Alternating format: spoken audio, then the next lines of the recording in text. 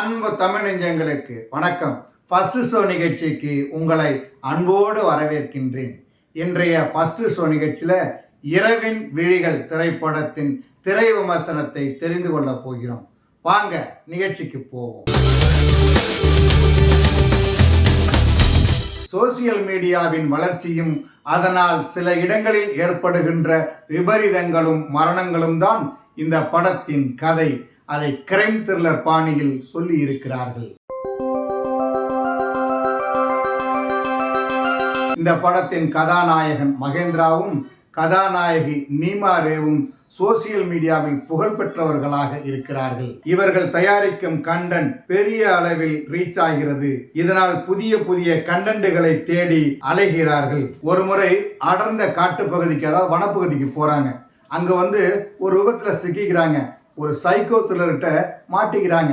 அவன் சங்கிலியால அவங்கள கட்டி வச்சு சித்திரவதை பண்றான், கொடுமைப்படுத்துறான். தொடர்ந்து சில கொலைகள் அந்த வனப்பகுதியில் நடப்பதால் இன்ஸ்பெக்டர் சேரன்ராஜும் காவலர் சிசர் மனோகரும் காட்டுப்பகுதிக்கு சென்று விசாரணையில் இறங்குகிறார்கள். அந்த சைக்கோ கொலையாளி யார், எதற்காக தொடர்ந்து கொலை செய்கிறான், அந்த கொலைகாரனிடமிருந்து இவர்கள் தப்பித்தார்களா என்பது உட்பட பல கேள்விகளுக்கு மீதி படம் பதில் சொல்கிறது.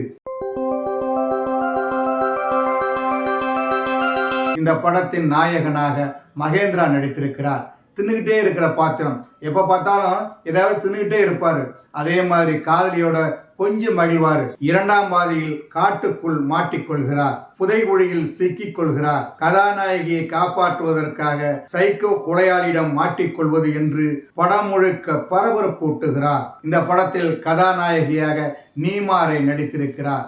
இவர் கன்னடத்துல பங்காரா என்கிற படத்துல நடிச்சு தேசிய விருது வாங்கியிருக்கிறார். இந்த படத்தில் சோசியல் மீடியாவில் கவனம் செலுத்துபவராக, சைக்கோ கொலையாளிடம் சிக்கி மிரள்பவராக நடித்திருக்கிறார். தங்கை மீது பாசம், அநியாயத்தை கண்டு பொங்கி எழுவது என்று மிரட்டலான பாத்திரத்தில் நடித்திருக்கிறார். வில்லனாக நடித்திருக்கின்ற சிக்கல் ராஜேஷ். இந்த படத்தில் அவருக்கு இரண்டு விதமான தோற்றம்.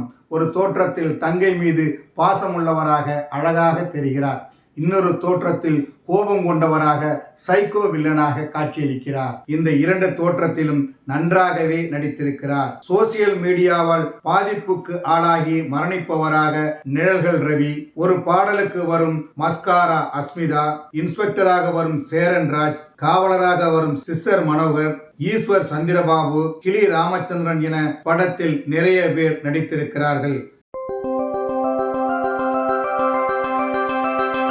இந்த படத்தின் பெரும்பகுதி காட்சிகள் மலையில், அதாவது அடர்ந்த காட்டு பகுதியில இரவுல நடக்குது.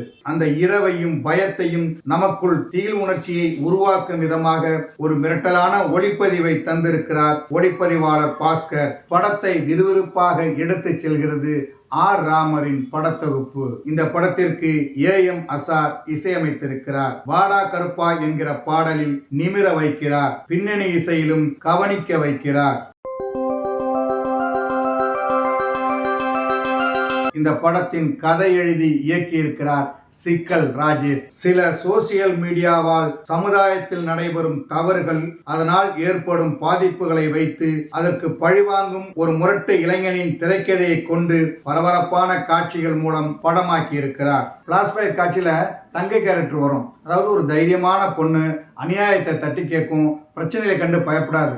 ஆனா அதுக்கு ஒரு பிரச்சனை வந்ததும் அது பயந்து போற மாதிரி கோழையாக முடிவு எடுப்பது போல காட்சிகளை வைத்திருப்பதை தவிர்த்திருக்கலாம். அதற்கு பதிலாக வில்லன் கூட்டமே அவரை பழி வாங்கியது போல காட்டியிருக்கலாம். அது மாதிரி வாடா கருப்பு பாடல கருப்பன் வர்றாரு, என்னமோ பண்ண போறாரு, அடிச்சு சாய்க்க போறாரு அப்படின்னு நினைச்சுக்கிட்டு இருந்தா கதாநாயகன் ஒரே அடி அடிப்பான், எட்டி போய் கருப்பு விழுவார். இதுவும் படத்திற்கு பலவீனமாக அமைந்திருக்கிறது. இருப்பினும் சமுதாயத்துக்கு நல்ல கருத்தை சொல்லணும், சோசியல் மீடியாவால எவ்வளவோ பாதிப்புகள் இருக்கு, அதெல்லாம் சரி பண்ணணும் அப்படின்னு சொல்லி இந்த படத்தை எழுதி இயக்கி வில்லனாக நடித்திருக்கிறார் சிக்கல் ராஜேஷ். அவருடைய முயற்சிக்கு நம்முடைய வாழ்த்துக்கள். என்ன நேயர்களே, இரவின் விழிகள் திரைப்படத்தின் திரை விமர்சனத்தை தெரிந்து கொண்டீர்களா? சரி, தமிழ் வலைக்காட்சியை தொடர்ந்து பாருங்கள். தமிழ் வலைக்காட்சியை லைக் பண்ணுங்க, ஷேர் பண்ணுங்க, கமெண்ட் பண்ணுங்க, சப்ஸ்கிரைப் பண்ணுங்க.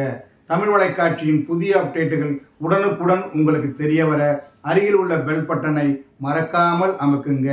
கலை இலக்கியம் யாவும் மக்களுக்கு.